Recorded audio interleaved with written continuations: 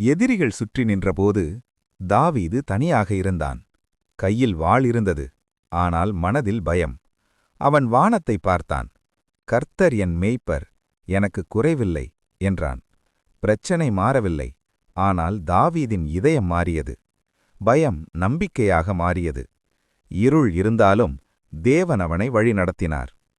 பள்ளத்தாக்கில் நடந்தாலும் அவன் தனியாக இல்லை.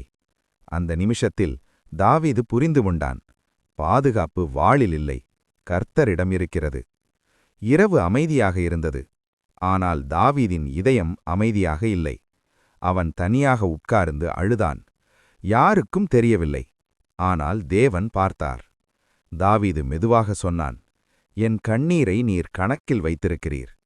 அவன் கண்ணீர் பலவீனமில்லை, அது ஜெபமாக மாறியது. ஒவ்வொரு துளியும் தேவனின் முன்னால் பேசினது. சில நாட்களுக்குப் பிறகு அதே இதயம் மீண்டும் சிரித்தது. ஏனெனில் தேவன் அவன் அழுகையை கேட்டு பதில் கொடுத்தார்.